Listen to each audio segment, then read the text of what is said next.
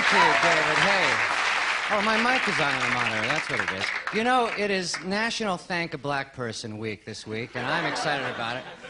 I want to thank a black guy by the name of Leon Pendarvis for doing such a marvelous job of kind of filling in for me last Thursday. That's right. Leon was here. I was skying out to the coast to do a little part in a movie, you know, as we a little part in a movie. Yeah, just a little. And we're kind of excited about it. We don't want to jinx it or anything, talk too much about it. So it looked like a big deal? A blockbuster, as they say? Well, you know, you fly out, you do one day, and as somebody said, you call it a movie. Yeah. All right. Well, thank you, Paul. And I would like to talk to you more about the movie. We have to move right along here tonight. But we'll talk about the movie. We should move along. Yeah, we'll move along here tonight. And her name really is Mrs. Christmas.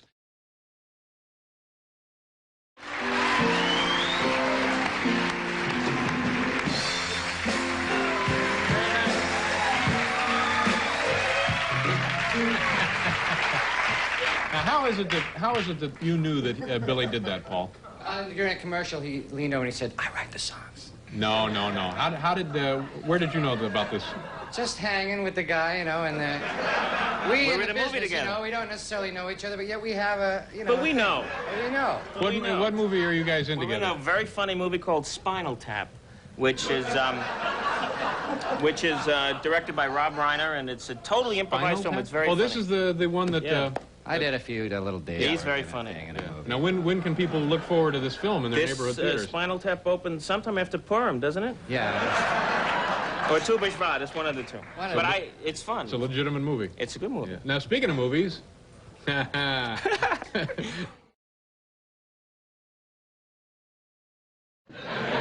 Why do you have that? Somebody mailed it. They mailed it to me, you know. You never know what you get in the mail. Now, you have other things that you brought to show us tonight. Yes, I have a clip from, well, it's about, rather than from, this new movie that I'm in. Oh, this is Spinal Tap. This is Spinal Tap, which is so called because it's about a rock and roll band called Spinal Tap. Yeah. There's a photograph they have here of the band. Got it right here, Harry. Yeah. And this is the one our friend Paul Shaffer is. Paul tells us he's a major star of this motion picture. Paul is a major figure in the picture. He figures prominently in the plot. And I want to say something. I've worked with this man on Saturday Night Live. I've worked with him in the movies. This is a heterosexual man, ladies and gentlemen. So nice of you to say. I mean, if I could just refer to my part in the movie, all I know is that the janitor was hysterical when he was cleaning my stuff up off the cutting room floor. Off the cutting room floor, yeah. But he's the only one I think who will get most of the stuff I did. But it's a fabulous picture. Why don't you talk a little bit about it? Well, thank you, Paul. Since you're here every night, I think I will. It's a movie about a rock and roll band, and it's in the lab right now.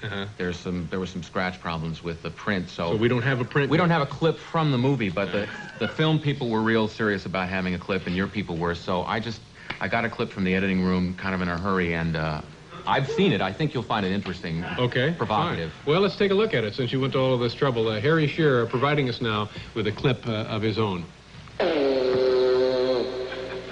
The call of the Alpenhorn echoes across the Danskin Peninsula, part of Denmark's cheese belt, signaling to all those with nothing better to do the start of Scandinavia's happiest tradition, the Kjelgenfjorst, or Cheese Festival, or Jurgenbelt. Cross-country cheese rolling, requiring years of experience to handle these 100-pound wheels of Edam.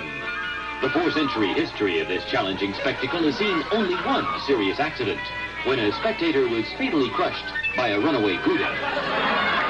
There are displays of amazing artistic skill, like cheese blowing. And just for laughs, an answer to the age-old question, are you putting cheese in your pants, or are you just glad to see me? The winner! And as the jubilant day fades into another suicide-filled Scandinavian evening, the festival goers crown the king and queen, truly the royalty of cheese. Oh, that's great, Harry. That's terrific. Now, the movie, that has nothing...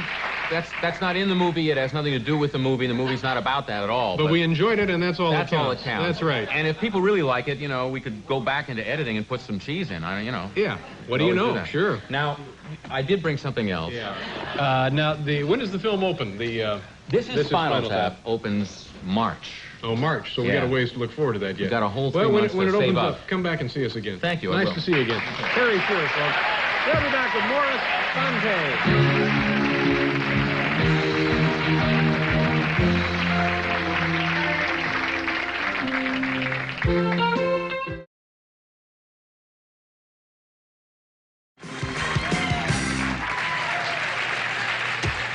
Hi there. My next guest, this man has directed. He has also co-written and is co-starring in a very funny film which opens nationwide next month. This is a very funny piece of work. It's called This Is Spinal Tap. The movie chronicles the American tour of a heavy metal rock and roll band called Spinal Tap. And here they are in performance. Ladies and gentlemen, please welcome the man responsible for the motion picture, Mr. Rob Reiner.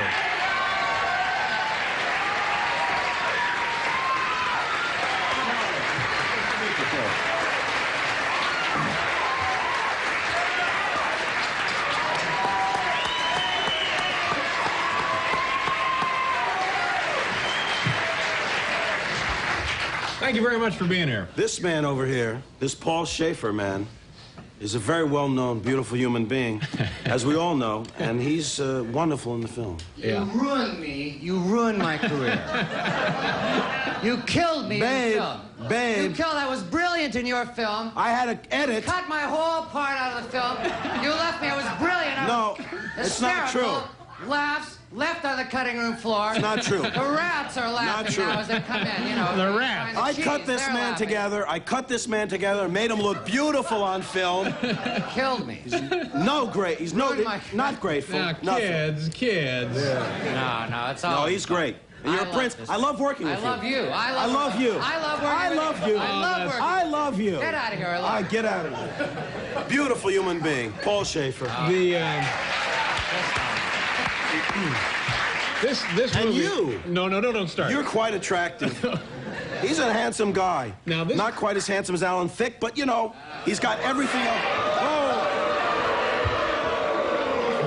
But he has everything else going for him. The space and the teeth. See, we both have that. It's a sign of. It's a sign of intelligence, I think. Oh, geez, I don't know. It never showed up in any of my records. Anyway, this motion picture, I saw this a couple of weeks ago. This is going to sound like a phony compliment, but I haven't laughed as hard in a movie in 2 years as I did. Good. You guys did a really, really nice job of it. Thank you. And Michael McKean. Michael McKean. Does a wonderful job. And Christopher Guest and Harry Shearer, who's a good friend of Paul's as well. Yeah, they're wonderful in it. The band is composed of, there are five members of the band. Two of them are actual Englishmen who have played in rock and roll bands over the years, and Chris and Harry and Michael are Americans, and they're all accomplished musicians, and they have also played with bands, but they're Americans, and the characters, the accents are flawless. I mean, Chris's performance is seamless. I mean, you can't, he is a British rock and roller. I mean, you cannot see the seams in it. He's playing a really nice British dumb guy. Just sort of dumb. No, not sort of dumb. Quite dumb. Quite dumb. They're all quite dumb. Talk a little bit more about the film. It's actually what you call a rockumentary. You're Marty DeBurgi. I play Marty DeBurgi, who is a filmmaker documenting the tour of this British heavy metal band that's been together 15 years. They're legendary. They've been they come to be known as Britain's loudest band. They are on tour in America. They haven't toured in 6 years. They're touring in America to promote an album called Smell the Glove, which they run into some problems because Smell the Glove, the cover art is, the record company has some problems with the cover art. They call it sexist. It shows a naked woman, a heavily oiled naked woman on all fours, with a dog collar around her neck, with a glove shoved in her face to sniff, and for some reason they think that's sexist. I don't know why. So they wind up making a compromise with the artwork, and it winds up being this album, which, as you can tell, is it's a lot like the White Album, except this is Smell the Glove, and this record, by the way, will be available in the stores. So look for it. It's on Polygram. This is an actual record coming off of the movie. Yes, a record coming off of the album, and it looks like this, so you can't miss it. It looks like the divider in the store, but don't buy that. Buy the actual album. I think a good way to describe where this band is in the great scheme of rock and roll bands is the marquee at the Holiday Inn in One Stop where they're performing. They're in Chicago, and the marquee at the Holiday Inn welcomes them, and it says, welcome the National Company of the Whiz and Spinal Tap. And they get billing below that. And also when they play in outdoor kind of amusement park, they get second billing to a puppet show. Yeah. So they're fighting for survival. And Paul plays the record label PR guy in Chicago, doesn't he? Yes, Artie Fufkin. Paul plays Artie Fufkin, who's a promo guy. Yeah. Who is not doing a good job promoting the band. He books them into a record store where they're signing autographs, signing albums, and nobody shows up. And Paul is very chagrined at this and asks them to, well, I'm not going to give it away. And Paul, if you get to be a big star off of this, remember, we gave you a day off to be in this movie. That's right. Yeah. That's right. I'm very grateful for you. Let's take a look at some footage here from the motion picture. This is Spinal Tap. You know what we're going to look at? Yes, I think this is an interview sequence where I'm interviewing the band members at I think that's at the beginning of the picture. Okay. It talks about the history of the band. This is documentarian Marty DeBerge talking to the members of Spinal Tap. So talk a little bit about the history of the group. I understand, Nigel, you and David originally started the band back in, when was it, 1964? Well, before that, we were in different groups. I was in a group called the Creatures, which was a skiffle group. I was in Lovely Lads. Yeah. And then we looked at each other and said, well, we might as well join up, you know, and... So we became the Originals, and we had to change our name, actually. Well, there's another group in the East End called the Originals, and we had to rename ourselves. New Originals. New Originals, yeah. And then they became... The Regulars. They changed their name back to the Regulars, and we thought, well, we could go back to the Originals, but what's the point? But we became the Thamesmen at that point. Stop wasting my time. You know what I want. You know what I need. Oh, maybe you don't. Do I have to come right back out and tell you everything? Give me some money. Give me some money.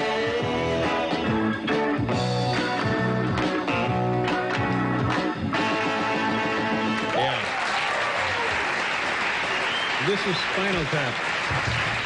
I'm sorry, go ahead. That clip, the flashback to an appearance on an early British television show, if you notice, the blonde guy playing the drums is Ed Begley Jr., who's on St. Elsewhere. But the character, yeah, he's good. But in the film, Spinal Tap has a history of bad luck with drummers. They seem to drop off at an alarming rate. That fellow, his character's name, John Stumpy Pepys. And they all meet with very strange deaths. How many have they had? How many drummers in the group? We can't number them. We can't count it up. John Stumpy Pepys died in a bizarre gardening accident. That's never quite explained. He's replaced by a fellow named Eric Stumpy Joe Childs, who is very mysterious death. He choked on vomit. And it wasn't his own vomit, which is very bizarre. That's the world of rock and roll. They've never been able to figure out whose vomit it was because Scotland Yard doesn't have facilities for dusting for vomit, so there's no way to print. And then he's replaced by a third drummer, Peter James Bond, who during an outdoor summer festival at the Isle of Lucy, he exploded on stage. Spontaneous combustion? Spontaneously combusted, yeah. Everybody thought it was part of the show. There was a flash of green light, and there was a little stain left on his drum seat, and nobody could figure out what happened to him either. This is, you get the feeling that this movie, it was really It's a put-on, Dave. Yeah, but it's done with an awful lot of care. It's a tongue-in-cheek. Very funny. Was much of it improvised, or was the whole film is improvised. The whole film is improvised. Now, didn't that scare the movie company when you went to them and said, yes, we sort of have an idea Yes, here? it did scare. It did scare the movie company, but we felt that in order to give it the right feel, to give it the feel of documentary flavor, that we wanted to shoot it as a documentary and to improvise the whole film. We followed the band around as if they were on tour, in backstage and on stage in limos and hotel rooms, and we shot it all 16mm handheld, and I shot like 50 hours of film, and took 7-8 months to edit it, just as you would a regular documentary. It looks terrific, and again, I do want to stress, it really, really makes you laugh. A real nice job. Rob, thank you very much for being here tonight. Rob Reiner, folks. We'll be back to meet the folks from the Virgin Islands Olympic team right after this.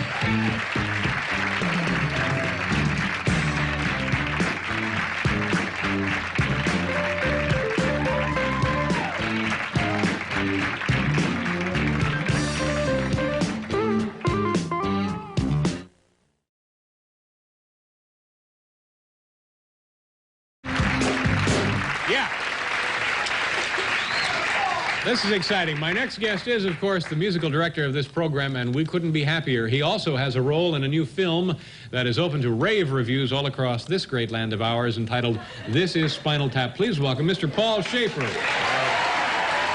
you so much.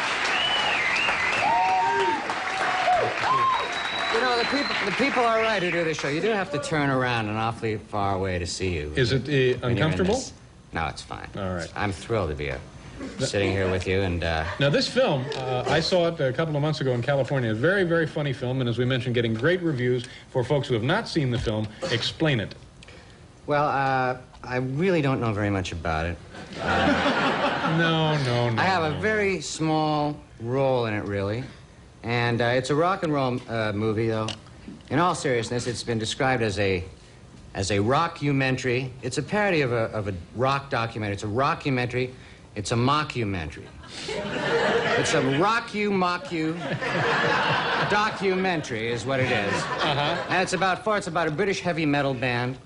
And the guys who play the band are Chris Guest and Michael McKean and Harry Shearer, who you may remember from one season of Saturday Night Live, and then I don't know what happened. Harry's been on the show also. He's in this now, yeah.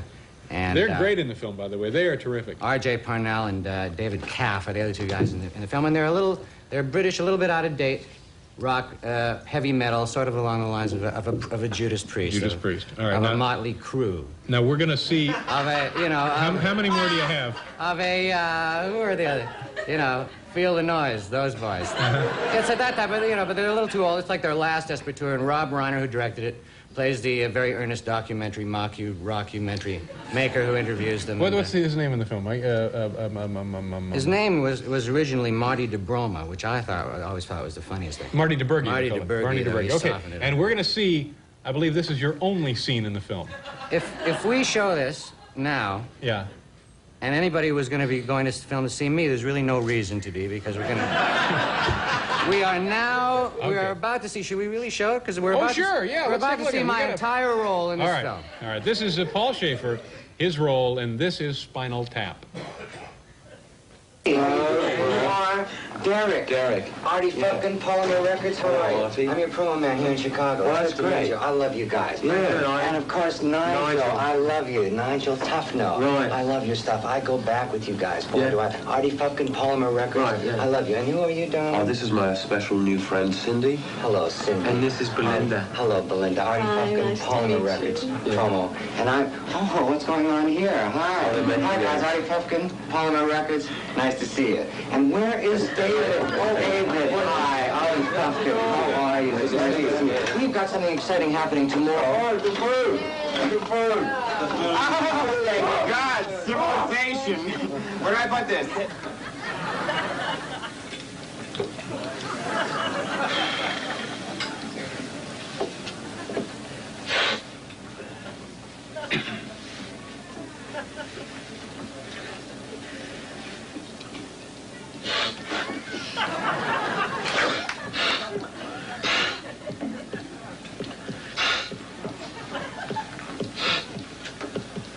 What are you doing to me here? I'm not doing anything. I thought we had a relationship here. I don't know what happened. Business is terrible, Artie. What can I tell you? This is the truth. I know business is terrible, but what happens with a record store with a promotion and nobody shows up? This isn't a personal thing, Artie. Nobody's coming in the Forget store. the personal thing. We had a relationship here. Forget about personal. What about a relationship? I feel like a schlub, and I don't know what's happening. It's me. That's what it's happening. It's me. I did it.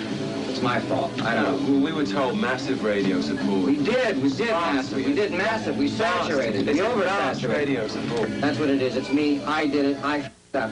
I f***ed up the timing. That's all I f***ed up the timing. I got no timing. You know what I want you to do? Will you do something for me? What? Do me a favor. Just kick my okay? Kick this for a man. That's all. Kick my Enjoy. Come on. I'm not asking. I'm telling with this. Kick my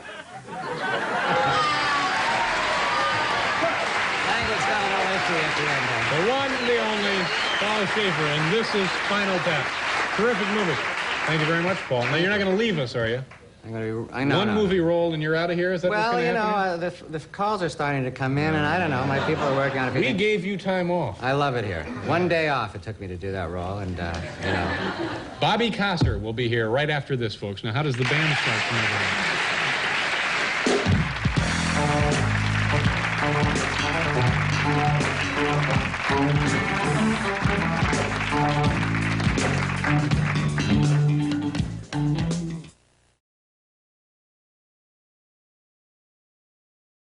all kinds of things. You go over here? I've already introduced you, haven't I? Did I introduce you? I don't think you actually said It's our friend Paul Shaffer, ladies and gentlemen. Thank you very much. Unbelievably thrilled to be here. David, I got a nutty idea, and I may need your help on this. Would you finance an idea, a movie idea that I have, a breakdance movie idea? Would you finance that for me? Sure, I'd be happy to. It's going to be break, rap, graffiti, all of those nutty things, and I'm going to try to get Harry Belafonte to produce it, and I'd love to get a little financing out of you. A couple of million. I think I could do it $2.5 million. Speaking of movies. Yes? A couple of weeks ago, Jay Leno was here, and I was asking him if in every Elvis Presley movie, Elvis played a guy named Rick. And Jay said he didn't think that he always played Rick. Well, a man in Minneapolis, Tom Britz, sent me a complete listing. Every Elvis Presley movie, every character he played. Loving You. Any idea? What the name of his character was? Yeah. Rick? No. See, no, it's Deke Rivers. Deke Rivers. Yep.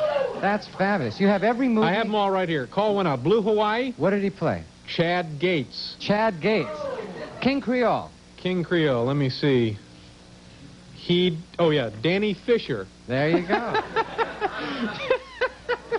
Wasn't that the same name Woody Allen played in his latest movie when he played? I don't know, but the Danny Rose. Oh, Follow Danny. That Dream. Any idea? No. Toby Quimper. That I knew. I knew that one. Now, here's a kind of a trick question. Frankie and Johnny. What did he play? Yeah. The audience says Frankie. He played. I bet he played Johnny. He played Frankie. Well. He played two guys named Walter. In Kid Galahad, he was Walter Gullick. And in The Trouble with Girls, he played Walter Hale. And Paradise Hawaiian Style was, of course, Rick Richards. That is fabulous. We have them right here in case this comes up. We'll have I'm putting out a list of every movie I've ever done and every character I've ever played. Yeah, and what would that be? Artie Fufkin. Artie? Yeah, one that's right. One movie, one character. This is Spinal Tap, sure. Yes. Artie Fufkin. Oh, you don't have to do that. A couple of people saw it. A couple of people. Did you have a good weekend? Yeah, as a matter of fact, I went to see Spinal Tap for the second time. Uh-huh. And I realized how small my part actually was. Kind of shocked. But an important part. Yeah. An important part. Thank you, Dave. I had my. By the way, don't forget to turn those clocks back. But I had a. Dave, everyone will miss our show tomorrow if they do that. Well, they don't believe this, do they? No. No, they don't. No, none of us believe it.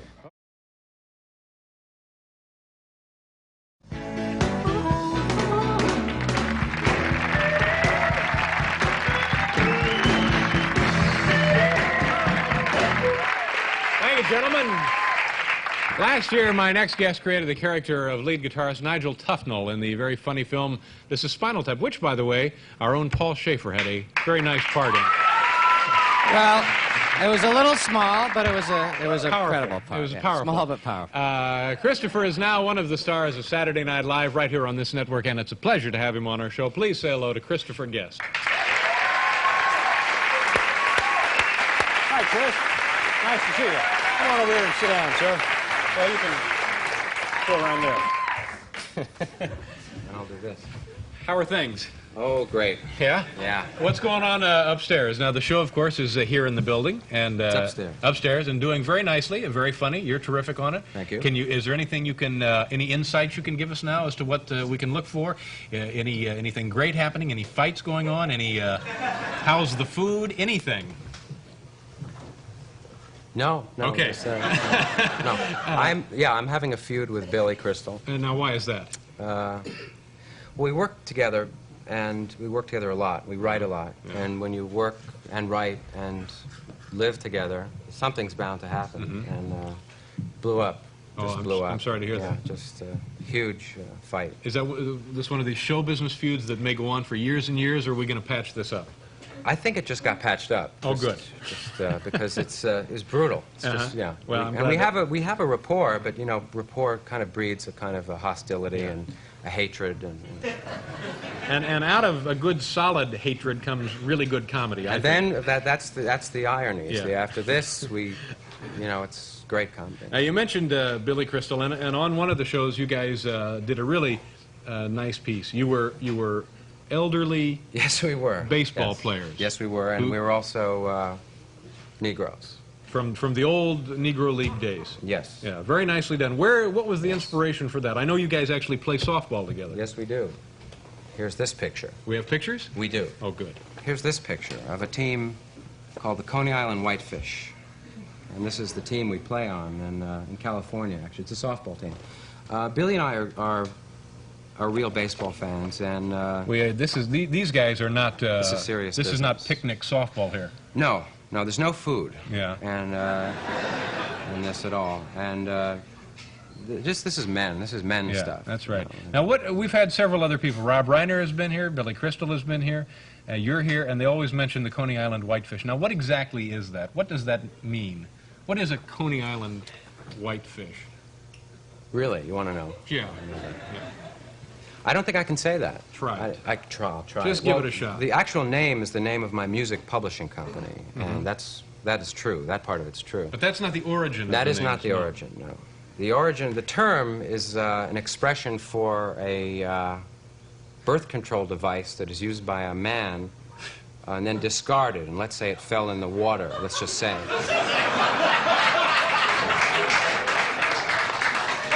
Well, let's say it found its way in the sewer system into, let's say it just went out into the bay or something. Let's say you were fishing. Let's just say you were fishing. Let's say you caught one. You can't fillet it.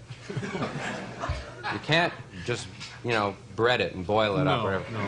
You got to throw it away. Yeah. Or you have to name your publishing company after that. That's right. And then have people like David ask you what that is. And then be embarrassed like I am to tell you. So. Gosh, that's a pretty story. Isn't it? Yeah. All right. Anyway, now with the baseball background established, let's take a look at some of what was on one of the shows on Saturday Night Live. This is a short clip. Yeah, which I don't explain think to the folks again. You and Billy, Billy aging Crystal ball players. and I play two players from the Negro Leagues that take care of each other and live with each other. They're about 75 years old. Okay. And that's what you're going to see. And use the monitors at home. Check the television. You should be able to see it there. Yeah.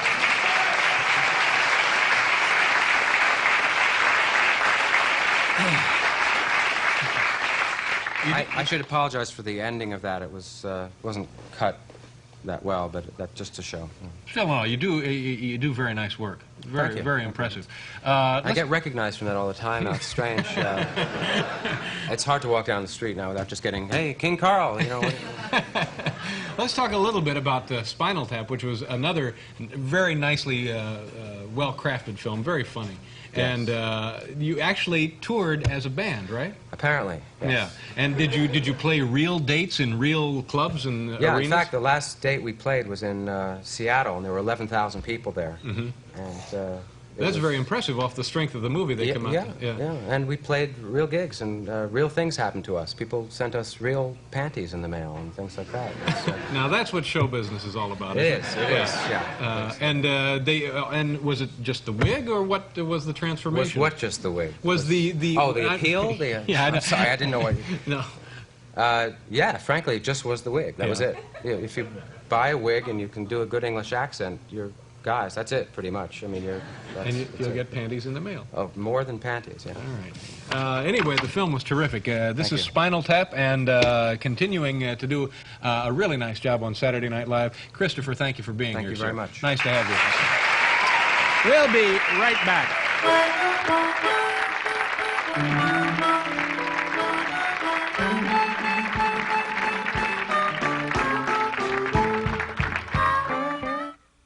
Hotel accommodations for most guests of Late Night with David Letterman were furnished by Berkshire Place, an Omni Classic hotel, in exchange for this announcement. For reservations at Omni Hotels in the U.S. and Europe, call toll-free 800-228-2121.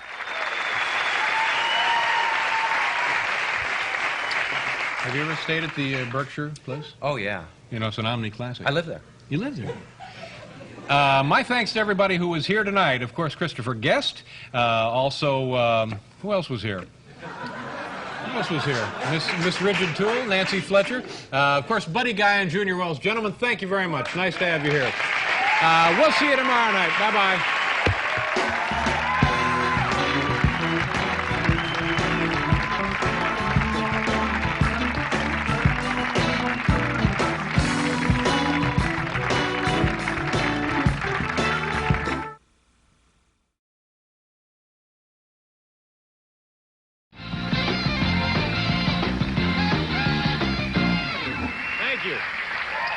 My next guest tonight adds a new chapter to a sparkling film career that began with Abbott and Costello Go to Mars and includes such fine movies as The Fish That Saved Pittsburgh, The Right Stuff, and Spinal Tap. And this is Spinal Tap.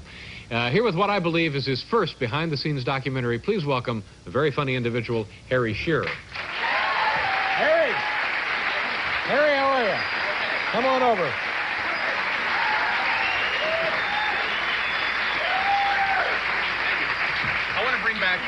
I want to bring back another bow that isn't getting a lot of attention these days. The Lily Tomlin bow. This one. Very nice. Very nice. Very nice. I think a man should do that bow. I think it's a better man's bow. Harry, let's get right to the film. Okay, tell the Dave. folks what we have here. Well, show business is getting more corporate, as we all know. Sure. Corporations are getting more into show business. You would think that people who work for or deal with corporations already know all they need to know about them, but corporations have this tendency to make shows or films that tell people how great they are. Right. These are called industrials, and this is the making of one. This is the making of an industrial film, and it's the name of this? The making of You Wouldn't Believe Our World. All right. Harry Shearer, the making of You Wouldn't Believe Our World. Watch closely. You know, Michael, so much is changing all around us these days. I know what you mean, Marcia. Change is all around us. But it's lucky for us there are some things that do stay the same. You're right. Like the autumn leaves in New England. Right. And the Yanks in the World Series. Right. And good old Majesco Industries. That's the... Wrong.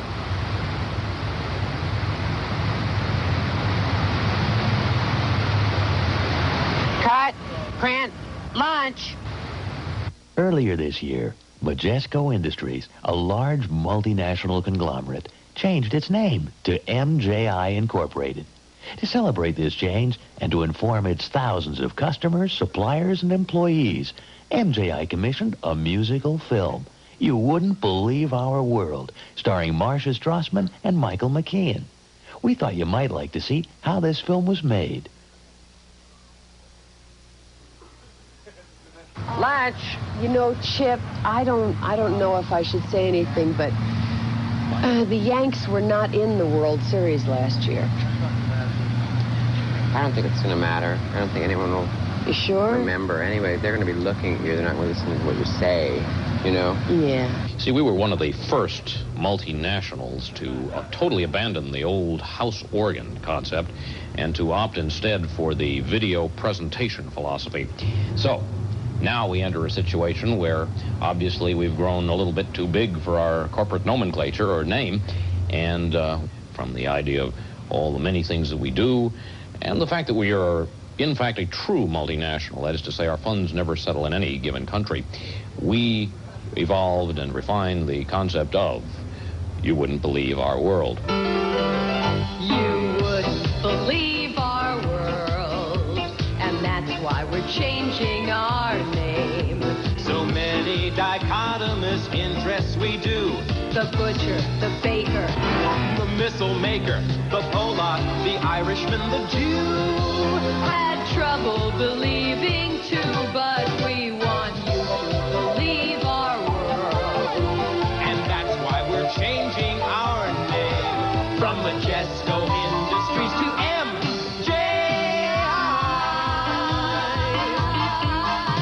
MJI. You wouldn't believe our world. I'd never done an industrial film before. I think everybody in the business has at one time or another done industrial shows, you know, like little Broadway musicals, except you're playing to a room full of jewelers or what have you. But a film, I tell you, the first couple of days around that set, the electricity was almost as intense as it gets in a real movie. Okay, we're going to try it again. And scooch into position. Oh, we're here. When a housewife in Brazil needs something quick to serve for dinner, We can tune and go to Rio. when her husband says, I think I'd like some pike deer, We go to Rio de Janeiro. And tableau. the world's third largest fish processing canning plant exists. Where Brazilians get a hearty meal with a Latin-style twist of the wrist. Good. Rap for the bongo positions. You know, my dad was in the music business as well. Aside from everything else, it's a learning experience for me. You know, I'm finding out all about this incredible corporation. I mean, it starts out as majestic fittings and fasteners, and before you know it, it's like this gigantic, amazing thing. I think when people have to sit there and watch you, you feel like giving them just that little bit more. You know what I mean? 5, 6, 7, 8. Busk, busk, busk. Busk, busk, busk. Busk, busk, busk.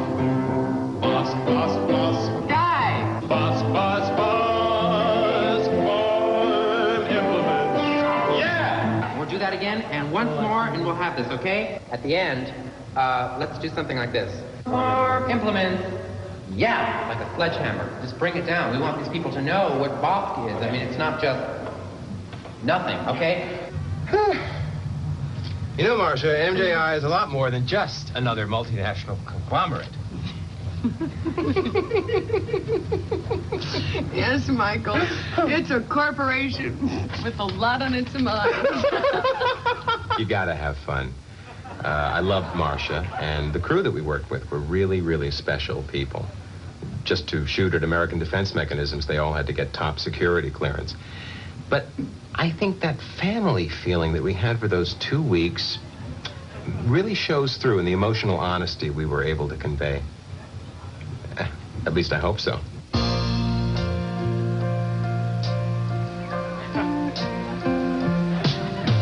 It hurts to be the one who works in silence. His heroism must remain unsung. But you learn to bear the pain and quietly go on making Servo-controlled warheads used around the world. We hide our pride. We keep it inside. It's classified. Until today, 'cause now we're able to say we're part of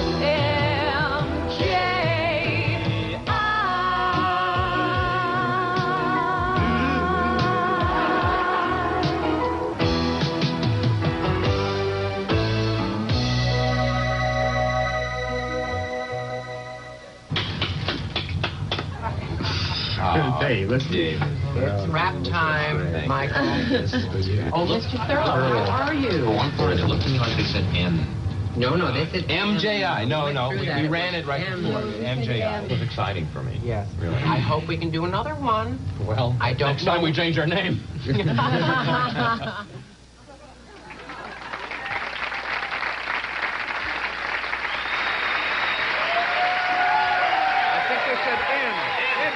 They said MJI. We'll be right back with Harry Shearer, folks.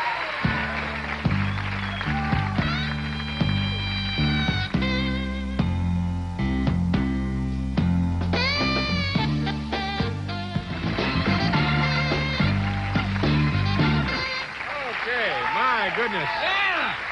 Sounded very nice, gentlemen. Thanks again to David Sanborn with our band. Harry, you want to mention some of the folks who are in the film? I should mention Michael McKean, Marcia Strassman, Christopher Guest was the choreographer-director, and I was Bud Thurlow, and Karen Murphy helped produce it, and I directed and wrote it. And Paul Shaffer was involved. Helped write the music and lyrics. Nice job, Paul. And you have something else. Oh, by the way, Harry was in town a couple of weeks ago at Caroline's. Yeah. Are you going to be doing that more around the country? I'm going to be doing it more around the country. It was very entertaining. Thank you. Yeah, it was a very nice show. If you get a chance to go see Harry. There is a book out for all the Spinal Tap fans. Lore and the entire text of our appearance on the Joe Franklin Show where he thought we were a real band. All right, terrific. Nice to have you here. Have a good holiday. We'll be back one more time, folks.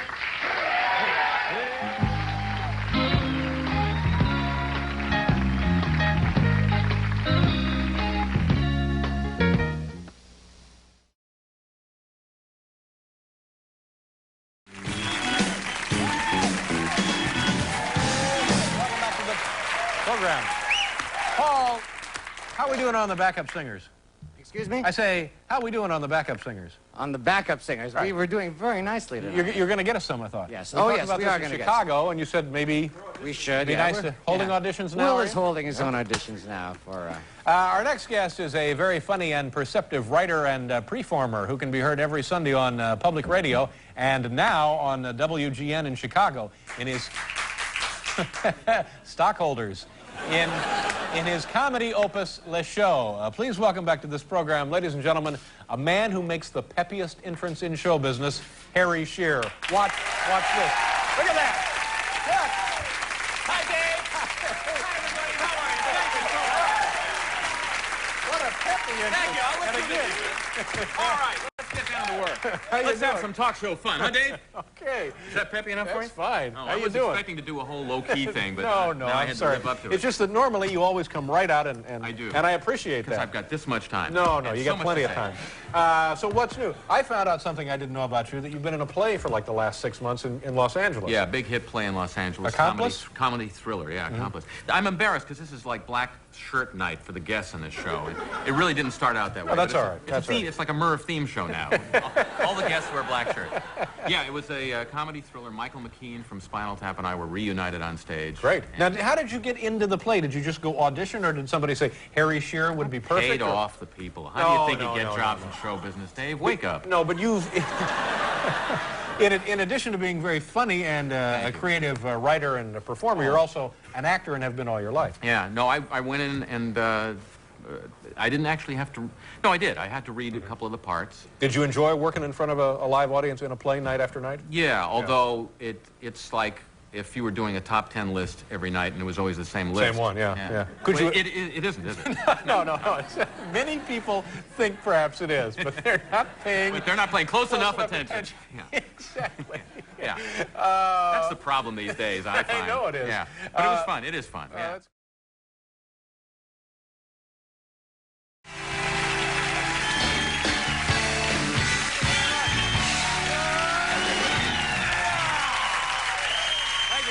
The big show, ladies and gentlemen. Paul, now that we've had the Red Hot Chili Peppers on the show, you know what's going to happen. What? Well, for the next 3 or 4 weeks, every night, Wendell's going to come up to me before the show and say, Dave, can I take my shirt off? Gee, I hope you don't let him do that. What? I hope you don't let him do that. All right, maybe I won't. Oh, he's doing it now. Oh. Our next guest was the lead singer of Spinal Tap. He was also, yeah, Paul, you were in that film. Oh, I was? Yeah. Yes, that's right, I was. You played like a... I played Artie Fufkin in the promo. This guy was fabulous. He was also Lenny on the television program Laverne and Shirley, and he can now be seen on this very network in the show Grand every Thursday night, I believe. That's right. Ladies and gentlemen, here's Michael McKean. Michael.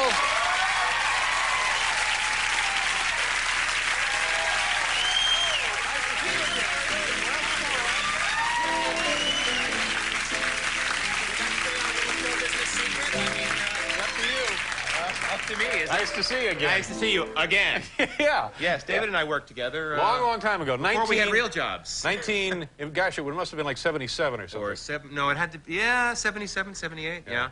This man was the host of a game show pilot. Yes, they do exist. It sounds like almost like they should spring like mushrooms from the mildew. It was quite a show, wasn't it? It was called The Riddlers, and the premise was, as I recall, you spend 5 minutes on one riddle and then 1 minute on 5 riddles, just to, you know, to get You were one of the celebrity stars. I was a celebrity star, along with... Who else was the Robert big lineup? Urich. Robert Urich? Robert Urich. Yeah, from Joyce, Mannix, right? No, what was the show from the show Spencer for Hire? No, before that. Yeah, Vegas. No, Dantana. Before that. No, that was. Hey, I think we got a game show here. Career moves. No, he was on Soap, and then he was on something, and then he was on The Riddlers, and of course the rest is history. Yeah. And Joyce Bulliphant. Yeah. Remember Joyce Bulliphant? Yes, from little blonde helmet. Nice woman. Yeah. Everybody was nice lady. Oh, well, that was unnecessary. No. You don't need to say little blonde helmet look. No, she didn't have the helmet look, but her hair was blonde and had the helmet look. I'm sorry. And hey. I'm just enjoying. The first time I met this man. Yeah. But let me just interrupt you. Okay. I can remember doing that. We were supposed to do 2 of those shows that night. Yeah. And we taped the first one, and after the first show... good. Yeah, the producer said, I think we got it all. We don't need to do another one. If we pull the plug now, we'll save a... Yeah. Oh, man, was that... well... But you were funny, though, because you were the first game show host I had ever seen who knew it was crap. Well, it was wonderful. And I was very impressed with that. It was a gig, you know? Yeah, it was something a to jig. do. Yeah. It was a jig. And then you knew Paul before Spinal Tap, right? Yeah. Paul was in a series. Actually, the first time I met Paul, about 5 minutes after I'd met him, he showed me a shirt, Betty Allen, that said Paul in electric letters. Are you doing a little Paul there? What? Are you doing a little It's hard not to slip into it. I'm doing Michael Leeson, but it's clever. Yeah, he plugged it into the wall and it lit up and it said... No, it was a battery pack. That's right. You had a shirt with your name on it, Paul? I was on a show at that time. I had to wear a battery-powered shirt. He played a character named Paul who had wardrobe that lit up. And he proved it to me. So snap judgment's being very important in this business. Yeah, and I'm still working on that. Did you have the little blonde helmet look in those days? No, I didn't. Anyway, thank you for letting us take a walk into that nasty ignominy. Ooh, but boy. What brings you to New York City now? I'm doing a play on Broadway, of all Big places. time. Oh, man, really? Yeah. We're going to be at the Richard Rogers Theater. The play is called Accomplice. It was written by Rupert Holmes. Oh, now this was done in Los Angeles for a long time, right? Absolutely the world premiere of this play. I'm sorry. No. Sometimes they think that because you did it in California that it's, that you can write about it in a couple paragraphs and send it on its way. But see, I was under the impression that it had a very good play. very successful run out there. And a tremendously successful run, but a lot of shows did well in L.A. and came to New York and were, slaughtered on 10th Avenue. Yeah. So when does this begin? This begins, previews start April 6th. I do that when I'm simulating nervousness. In the play, I do this several times, and it's very convincing. Well, that alone would be reason. That alone would be reason to attend. Yeah. But the actual performances begin April 26th. Yeah. And you had the same role, obviously, that you had if the play had been performed somewhere else. If it had been performed somewhere, I would have been involved. Now, what about the the Grand? Is that ongoing? Are you still in that? Well, we shot 13 of them, and once everyone's seen all 13, and they, sit around and close the doors and smoke cigarettes, and then they decide. But you're one of the wealthiest men in show business. Probably. No, but I mean... Yeah. Well, I was getting $1 million a week on Laverne and Shirley there for at least... I'm sorry. I mean... Man. No. And that's when $1 million was $1 million. It really went a long way, yeah. And I was renting at the time, so it's not like I had a lot of house payments to make. Yeah. No major overhead. Yeah, probably one of the wealthiest and the happiest man, I'm sure. We have to do a commercial, and then we'll be right back. After that, we'll be right back.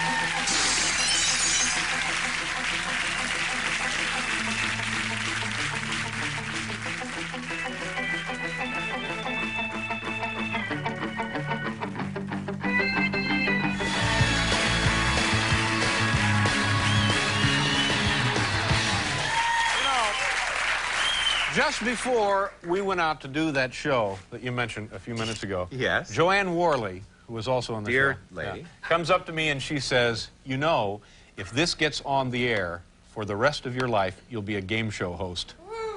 Yeah. And I think she meant it as words of encouragement. Yeah. Well, I did the first time I was on a game show, which was I did the Pyramid Show a couple of times.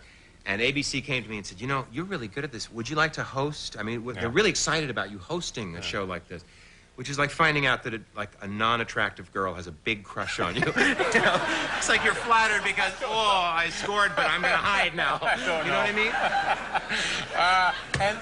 And then at one point, and I don't know how much of this you want to discuss, but you were in one of the funniest comedy groups ever. Oh, really? Don't you think so? I was terribly drunk, so I don't recall. Oh, you mean the credibility game? Yeah. It was you, good. and who else was in that? Harry Shearer. And David L. Lander. And a guy named Richard Beebe. And we played New York in 1974 at the Bottom Line. We opened for Billy Cobham. And I always think about, when I'm in a certain neighborhood around the Bottom Line, I always think about Billy Cobham refusing to remove his drum kit for our set. So we had all this elaborate staging to do, and it's much smaller than this desk, you know. And it looked like a pawn shop out there. But it was interesting. And you had his drums through the whole set. And we almost, actually, the group kind of split up before one performance because we were all furious about this drum stuff.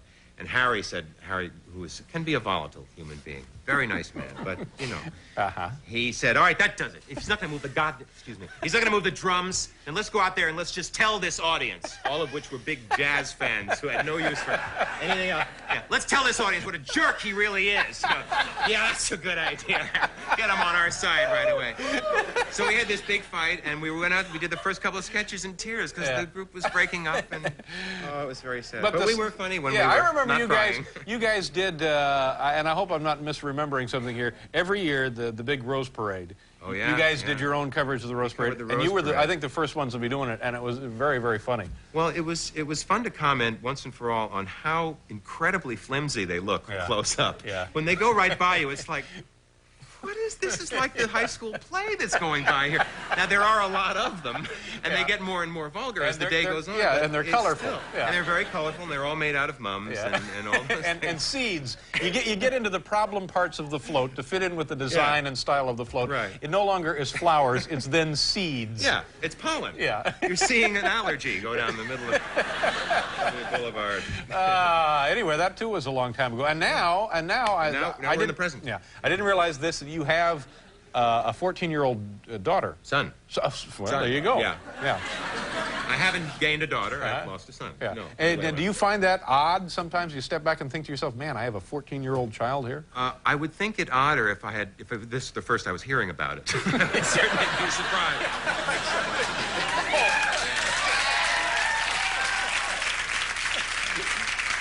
He has been with us right along. It is a little bit odd, especially when I'm here in New York City, and I think about when I was 14, I would take the train in from Long Island. I grew up on Long Island, and we would take the train in, two applause, two people, two hands.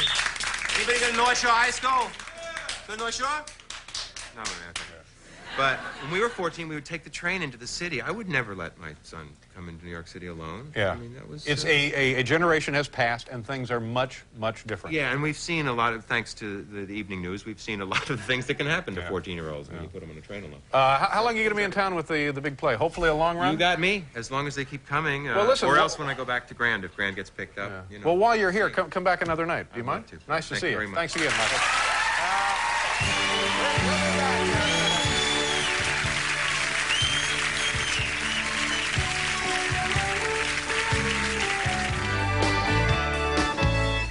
Okay, ladies and gentlemen, my apologies to the world's most honest cab driver. We ran out of time. He will not be here tonight. He'll be back next week. We also caught him stealing sodas. I was going to say, my wallet. My thanks to Michael McKean, who's sitting right over there, the Red Hot Chili Peppers, and, of course, Rachel Hunter. Have a good weekend, folks. We'll see you next week.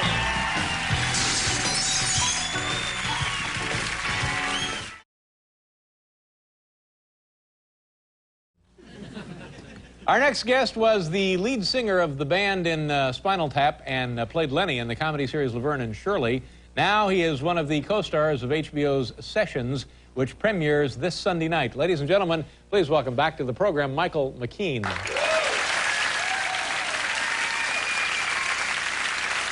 to see you. Nice to see you. Take you to one. Thank you. Good of you to come back. The last time you were here, I believe you were talking about a play. You were in a play, is that right? Or? Let's not talk about the play anymore, David. I'm afraid to bring up anything here. I was here plugging a play which closed in 6 weeks, and I was also blowing the horn for a TV series I was soon fired from. Oh, from is this that right? very network, as a matter sorry of fact. to hear that. Yes. Yeah. The TV series that don't was... mention the new one, okay? Whatever you do, don't mention Sessions on HBO this Sunday night because it'll be gone. No, this one sounds very interesting, and I think it seems more like a thoroughbred. I know what you mean by this. Yeah, it has that, doesn't it? Yeah, it was created by Billy Crystal, who is a comedian, I believe, of some note, and a man named Fred Barron, who is a wonderful writer. And what is it? What is it that people are drawn to about this? I don't know whether they're drawn to it or not yet, David. Let's not jump ahead of the game. Well, here. there's a big article about it in the New York Times this weekend. Well, I think it's a wonderful show. It's about a guy named Dan Carver who is close to or near my age, which is 40s, early 40s. You know what that age is like yet? Yeah. Well, yes, I remember being early 40s. Okay, yeah. And he is undergoing what you might call, in shorthand, a midlife crisis. Yeah. He's starting to ask a lot of questions that never occurred to him to ask before. Right. Like, what the hell am I doing here? Yeah. So he has gone to see a very gifted man named Dr. Bookman. Dr. Bookman is helping him through some of these dark portions. Shedding a light, as it were. Now, is this a half an hour of you as this character talking to Dr. Bookman? No, that would be boring, wouldn't it? Yeah. Well, here's how we fix that. No, it's kind of the framework of the show is indeed a session with the shrink, but we see inside the mind and the trousers of this character. Hey, wait a minute. Well, what wait a now? second. Let me explain. No, I mean, the first three shows and much of the fourth and sixth show do concern a person's sexual identity, and that's one reason we're doing it on HBO, because we don't have to, hold our horses. And so we do what?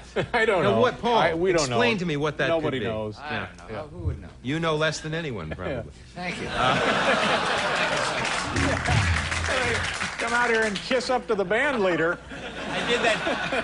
I did that just to hear the rim shot, just to see if he was ready with it. Let me ask you a question. Yes. Okay. Now, give us an example. Well, I just wanted to finish saying that we do flash forward and backward through this man's life and his inner workings of his mind and his sexual fantasies and his Give us an dreams. idea of what that would be like. Oh, I couldn't do that. Well, there's a moment where, and this isn't my fantasy. I'm a hired hand on the show. I'm just an actor. But there's a scene where the character is tied to a bed, and there are these two enormously endowed horses. Women. Oh, women. All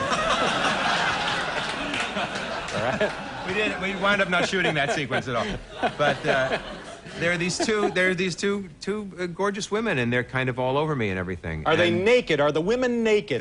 They're naked in spirit. I see. They are fully clothed. No, now, is there a partially representative from the cable company, the HBO, there on the set to make sure things don't get out of hand? Kind of a Miss Goodbody type? Yeah. She's this look a lot, yeah. All right. No, actually, really? No. I think that's kind of what we we like about HBO. Yeah. There's no one there. They wanted to get out of hand. Shoot it at an airport near the hotel, and what do you know? Doesn't make any difference. Right. Yeah. Can I tell you something that's the truth, and will you believe me? Absolutely. When I went in to join the Musicians Union, Local 47 in Los Angeles, you have to sit there and undergo what is called the orientation, in which they tell you what is to be expected of you as a functioning member of the Musicians Union, and what your family will get when you die in that small plane crash. And so the man who was my orientation officer, can you guess? Yeah, no. Tito Puente. Wow! It's all part of God's great plan. It's a circle. As we say on Sessions, it's a circle. Do we see any of your friend Billy Crystal in the show, or is he just kind of the producer and supervisor or whatever he does there? In the third show, you hear him say one word, but you can't really see him clearly. Yeah. It would be fun to have him on, because I know that the two of you work well together. Yeah, I think so. And everywhere I go, people are always, well, that's not true, but people are always talking about the Spinal Tap. I mentioned that because I ran into Harry Shearer the other night, and he was talking about it. And you threw food at him. I did. I threw a wad of bread at him in a restaurant. Yeah, it was very funny. He came running across, and I had to punch him. But now I understand there is a reunion album and tour. That's what they say. Right. Yeah, we're... Oh. The boys are in the studio as we speak, and we're putting together an album. Should be out in February or March. And a tour of a live tour, obviously. But now, is there going to be another film? I think that's also what people would be interested in. No, I don't think so. I think the theory being, if you get the first one right and you don't make any money, you don't make a sequel. Yeah. You know, I saw Spinal Tap. I don't know if I rented it or saw it someplace. I don't remember stuff like this anymore. But you have the receipt. Yeah, someplace. But it's really a very nice piece of work. It's very, very entertaining. Good to see you. I'm sorry we're out of time. And it begins session Sunday night? Sunday night after Ghost. Good. Pleasure to have you here, Michael. Thanks for being with us. We'll get back to B.B. King.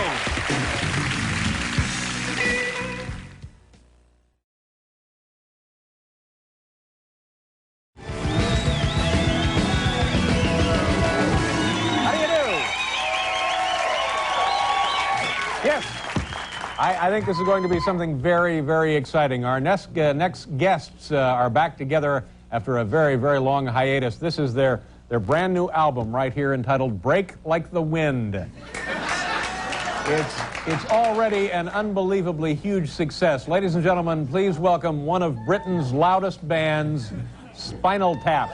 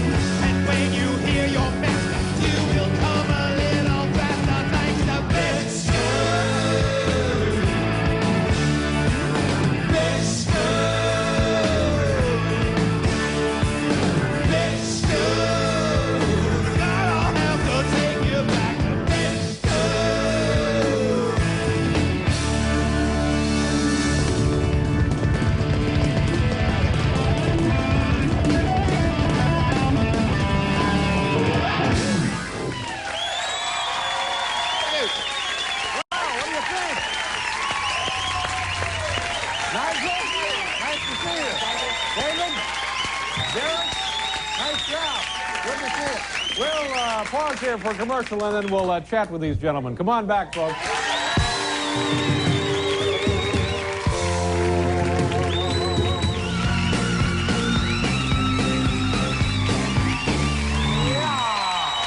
Thank you, Ben. Thank you, Paul. Welcome back.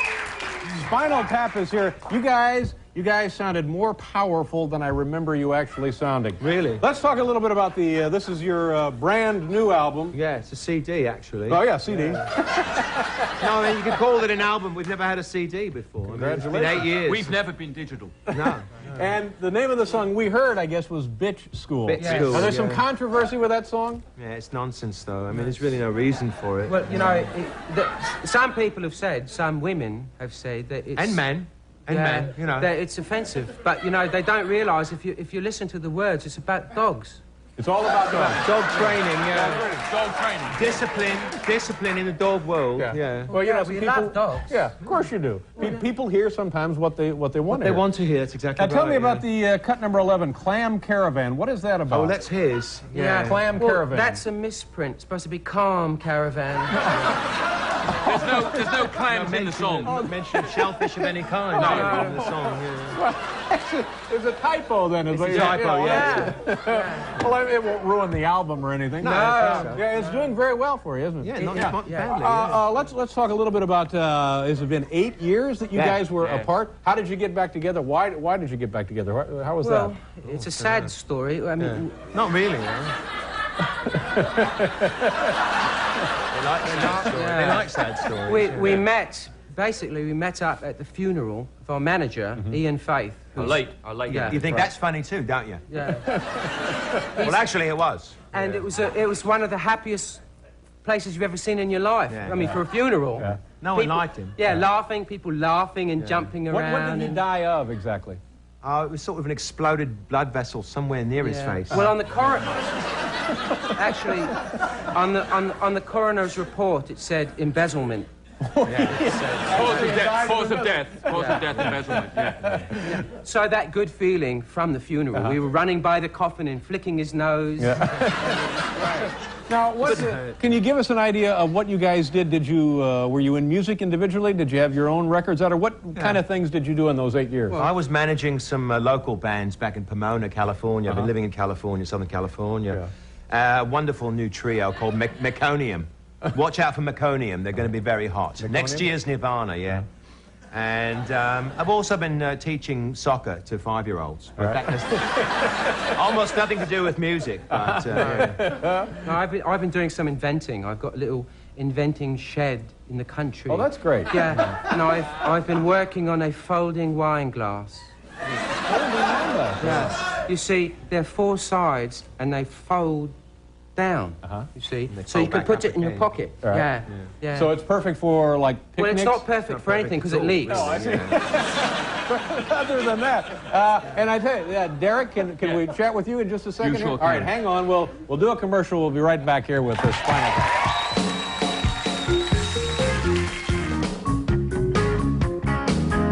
All right, let's see. April 20th, you gentlemen will be performing at Wembley Stadium in London. Yeah, very exciting. It's part of the Freddie Mercury tribute. Yeah, we're doing one song. We negotiated up from no songs. That was their first offer. And very shrewd. I can't begin to tell you how happy I am that you guys could stop by and see us here tonight. Good luck. Thank you for being with us. Very much. Spinal Tap, ladies and gentlemen.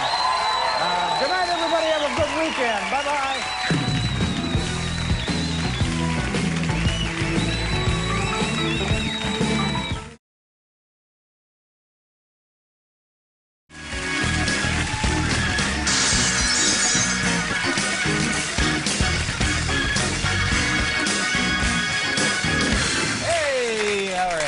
Bring out our first guest. Very nice man, very smart. You've known this guy for a long time, haven't you? Old friend. Nice man, very funny man, very smart man, and a great actor. Let's just bring him out and see what he can do. Bring him out here and turn him loose. Our first guest spent last summer touring the country as David St. Nubbins, the lead singer, huh? What? Oh, I'm sorry, Hubbins. Forgive me. Would a little whiteout kill you?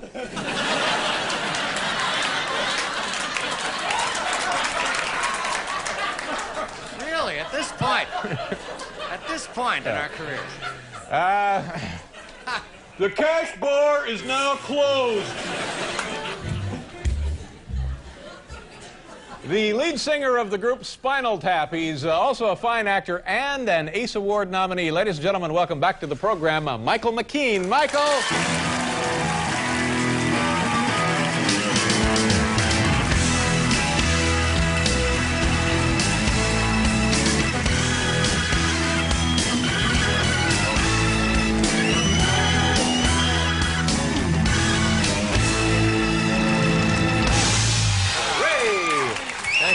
to see you. I'm funny, I'm smart, I'm nice. Yeah. And a great actor. Good for you. I can leave now. No. You got plenty of work ahead of you, pal. Someone has got to entertain this nation. Oh, yeah. How were your holidays? Oh, well, listen, was it the worst year of everyone's life? Seriously, I mean, was it pretty bad? You had a bad year or just a bad end of a year? Well, no, I actually had a great deal of fun this year, but, you know, we listened to the strains of Bitch School. I worked with these gentlemen over here. Oh, this was the year of the big, the worldwide... The Tap Tour, the Spinal Tap Tour. World Conquest. Yeah. You know, put off 1 year too long, I think. We had a great time, but it's, you know, it was one of those things. It's a job that started as a hobby, and it paid like a hobby. So, huge gaping hole in my finances, but I had a wonderful time, and I met 2 Beatles, and hey. There you go. How long did the tour actually last? Well, we played 28 cities in this particular nation, and we played 3 cities in Canada in 1 day. We traveled 6,000 miles in Canada in 1 day. Yes? Yes. It's a world record for polishing off Canada, I think. We played at noon in St. John's, Newfoundland, and we played at 5 o'clock in Toronto, and we played at midnight in Vancouver. So you actually did go from the East Coast to the West Coast, the maritime provinces to the West Coast. And the back of the plane, we were in the front of the plane. The back of the plane was filled with Canadian people, as a matter of fact, who had won a contest to travel on the Spinal Tap party plane. Oh, those Canadians. Yeah, that's right. They know a good time when they hear it. Yeah, especially when it's sponsored by a beer company. Yeah. So you could set your watch by the number of times you heard "Oh Canada" from the back. So now you guys, you and the other members of the group, did you fraternize with the fans in the back? Did you talk with them? There was one fan who insisted on fraternization. Yes, he was a big burly guy, and they actually asked him to get off the plane. Really? Yeah. No, that's no way to treat a contest winner. No, but he understood. He went quietly. It was really this one guy, he just refused to stay in his seat, and he kept, I just wanted to say hello to him. And he kept, you know, which was okay one at a time.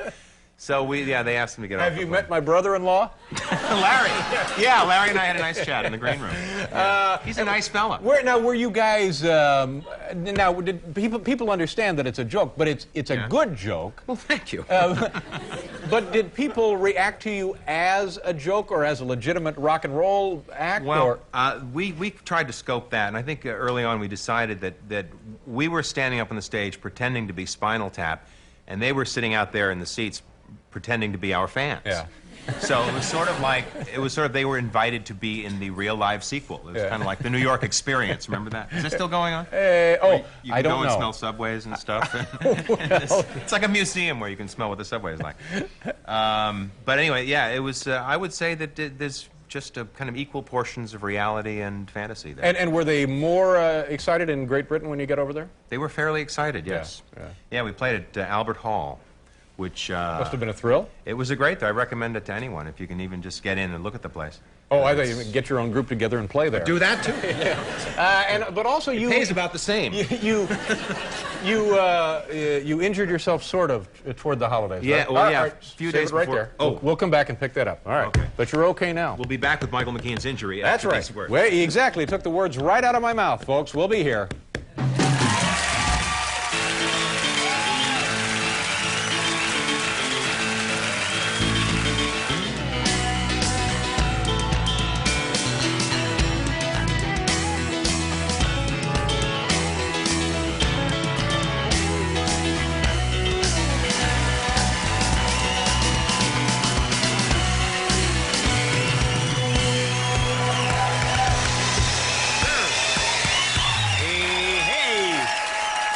Here we have Michael McKean from Spinal Tap. Oh, and it says on your card, Laverne and Shirley. Yeah. Oh, that's right. We forget about that. You were either Lenny or Squiggy. Well, depending on what day of the week it was. You were Lenny. I was Leonard Walter Kosnowski. That's right. And you know we've talked about this before. And David. St. Hubbins. No. St. Nubbins. No. Squiggy was played by David Lander. David Lander. Yes. And Harry Shearer, who's also in Spinal Tap. Yes. And the two of you guys were in a comedy group years and years ago. Credibility Gap. Credibility Gap. Yeah. Very, very funny material. Thanks, Great stuff. yeah. How long was the group together? Well, actually, the Gap started 2 years before I got there. They were a part of the radio news battalion at a radio station called KRLA in Los Angeles. And I got there in 1970. Is this the team that used to do the broadcast of the Rose Parade? Yeah. And that was very, very funny. It was cold but funny. Yeah. You know, it was nice. Yeah, so I put all that together for us. You sure did. Okay. Where did the little card guy go? I'm not done. What? You don't do Get good over here. without You're him, not you know? done. Who gave you the night off, you little weasel? Why I ought to come over there. You just stand there till you've been released, will you? He was striking my name off the card. Yeah, watch what you're doing, Inky, okay? Dave Chews Out a Card Boy on the next late night. Also on the show, Shaka Khan and Tabitha Sorn from MTV and also the Today Show. All right, beat it. Just beat it. No, he wants to stand straight. Go out in the hallway and add some more dots to those dogs.